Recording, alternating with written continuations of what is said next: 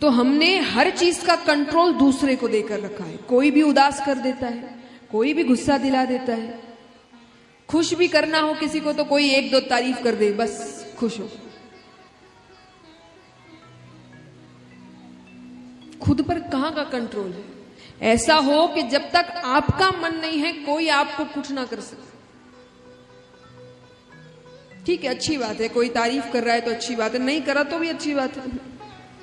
खुद में खुश रहना सीखिए। कहते ना, जो व्यक्ति अकेला खुश नहीं है वो खुद ही अच्छा नहीं है। क्यों? क्योंकि अकेलेपन का मतलब क्या होता है? आप किसके साथ हैं? खुद के साथ। अकेलापन माने क्या? आप अकेले बैठे, अकेला माने कोई नहीं है, तो आपके साथ कौन है? खुद है आप। तो आप खुद के साथ ही खुश नहीं है तो मतलब खोट आप में ही है। और जो व्यक्ति अकेला खुश है उसको किसी की जरूरत नहीं, यानी वही अच्छा है, उसमें ही अच्छाई है। तो अच्छाई खुद में लानी है, दूसरों को नहीं ढूंढना कि किसके साथ रहे, किसके साथ घूमे, किसके साथ हम अकेले ही खुश हैं। वो तब होता है जब आप भगवान को समझते हैं। जैसा मैंने कहा, किसी भी चीज के लिए ये नहीं कि वैराग्य लेना है, नहीं। संसार में रहकर ये सारे काम हो सकते हैं। बड़े बड़े आप कथा में ही सुनेंगे, बड़े बड़े राजा हुए हैं जो भगवान के बहुत बड़े भक्त हुए। अब राजा के पास किस चीज की कमी होती है? धन अनाप शनाप होता है, नाम शोहरत अनाप शनाप है, काम अनाप शनाप है, फिर भी वो भगवान के भक्त बनते हैं। तो ये चीजें भगवान की भक्ति में आड़े नहीं आती, कभी भी हम लाते हैं। तो आनंद यानी भगवान, अपने अंदर के आनंद को पहचानिए। तापत्रय विनाशाय श्री कृष्णाय वयम नुमः।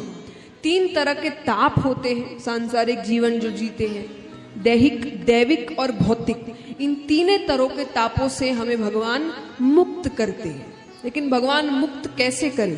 कृपा कैसे करें? भगवान को अपने वश में कैसे करें? उसको बुलाए कैसे? कहते हैं कि भगवान की एक कमजोरी है। कैसी कमजोरी? किसी की कमजोरी अगर आप जानते हैं तो भगवान की कमजोरी क्या है? भगवान को बुलाने के लिए भगवान भक्त को रोते हुए नहीं देख सकते, बिल्कुल नहीं देख सकते। भगवान कहते हैं कि सन्मुख होए जीव मोहे जब ही, कि वो एक बार मुझे रोकर पुकार ले के हे नाथ मैं आपका हूं, मैंने लाख पाप किए हों लेकिन अब मैं आपका हूं। कि सन्मुख होए जीव मोहे जब ही, जन्म कोटि अदना सही तब ही। मैं उसके जन्मों जन्मों के करोड़ों पाप वही नष्ट कर देता। वो एक बार मेरे सामने आ जाए बस। तो जब भगवान को पुकारना हो तो रोकर पुकारो, लेकिन सच्चे आंसू। ऐसा नहीं गलती किए रो दिए, गलती किए रो दिए, वो आपसे ज्यादा होशियार है। फिर वो बोलेंगे मैं दुनिया चलाता हूं, ये मुझे। सच्चे आंसू, सच्ची भावना। तो इस प्रकार भगवान के स्वरूप के बारे में बताया गया। अब हम चलते हैं शुकदेव जी के अवतार की कथा की ओर। शुकदेव जी का अवतार कैसे हुआ, ऐसे अलग अलग शास्त्रों में अलग अलग ढंग से बताया गया है। पर दंत कथा के अनुसार एक बार ब्रह्मा जी ने एक सभा का आयोजन किया। उस सभा में सभी देवी देवता, यक्ष, गंधर्व, किन्नर, ऋषिगण सबको बुलाया गया। उस सभा में एक प्रश्न उठा कि 3 लोक 14 भुवन में सबसे महत्वपूर्ण वस्तु क्या है, यानी सबसे कीमती। तो सबने अपना अपना उत्तर दिया। कोई कहे हीरा, कोई कहे सोना, कोई कहे चांदी। ऋषिगणों ने कहा कि ये सबसे कीमती चीजें तो नहीं लगती, ये तो कईयों के पास होगी, आपके पास भी होगी। हाँ, सब हंस रहे, कोई कुछ बोल नहीं रहा। मैं मांगूंगी नहीं आपसे, चिंता मत करिए। तो कईयों के पास होगी। तो ऋषिगणों ने कहा जो बहुतों के पास मिले वो सबसे कीमती कैसे? तो बोले आप बताइए फिर सबसे कीमती क्या है? बोले अगर सबसे कीमती कुछ है तो वो है प्रेम। प्रेम कैसा? निस्वार्थ, हमारे आपका नहीं। हम लोग स्वार्थ का प्रेम करते हैं, जिससे मतलब है, जिससे काम है उसी से प्रेम है, जिससे नहीं हो वो प्रेम नहीं। निस्वार्थ, जिस प्रेम में कोई स्वार्थ नहीं होता, कोई मतलब नहीं होता, वो जल्दी से नहीं मिलता। पर उन्होंने कहा किसी के पास तो होगा, उसी से तो सीखेंगे दूसरे। एक प्रेरणा स्वरूप भी तो कोई होना चाहिए। तो अब ऋषिगण पूछते हैं आप लोग बताइए आपको कौन लगता है जिसके पास ये प्रेम तत्व हो? कुछ कहते हैं हो ना हो ब्रह्मा ब्रह्माणी के पास तो होगा ही, वो दुनिया की रचना करते हैं। ऋषिगणों ने कहा ब्रह्मा जी रचना के कार्य में इतने व्यस्त हैं, उनके पास ब्रह्माणी के लिए समय ही कहां है। ठीक है, अब वहां नारद जी भी बैठे थे। नारद जी किसके भक्त हैं? नारद जी किसके भक्त हैं? विष्णु भगवान और लक्ष्मी माता। तो उन्होंने कहा कि हो ना हो मेरे प्रभु विष्णु भगवान और लक्ष्मी माता के पास तो जरूर है।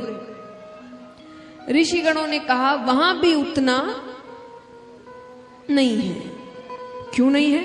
अरे बोले अगर उतना प्रेम होता तो समय न समय देखकर भगवान भक्तों के पीछे थोड़ी दौड़ते।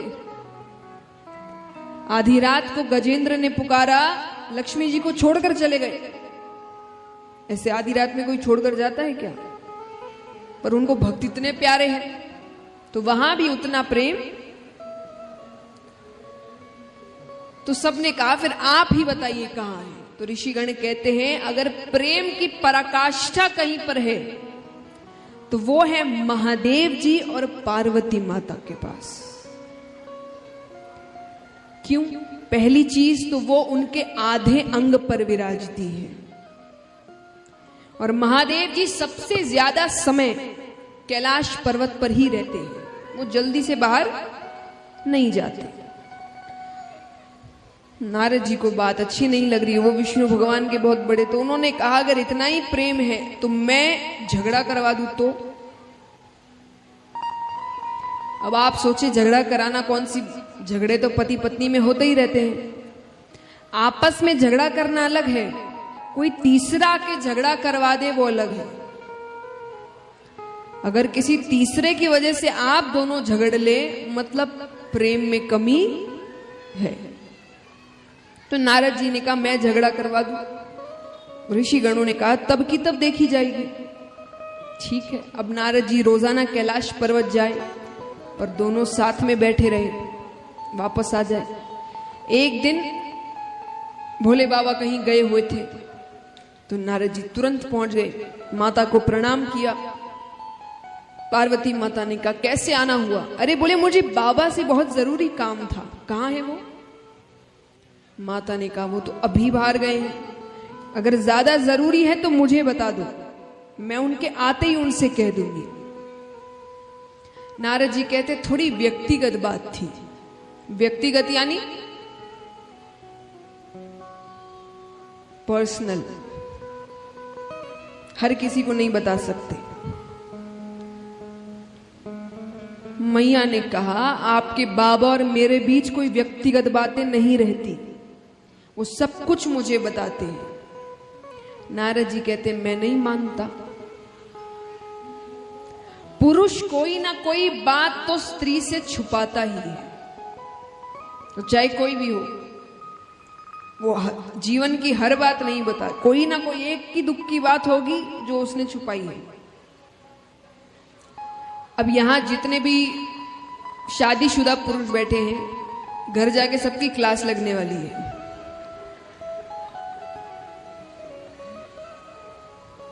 तो यहां पर माता ने कहा कि ऐसी कोई बात नहीं है, वो मुझसे कुछ नहीं छुपाते। अच्छा, नारद जी कहते तो आपने अमर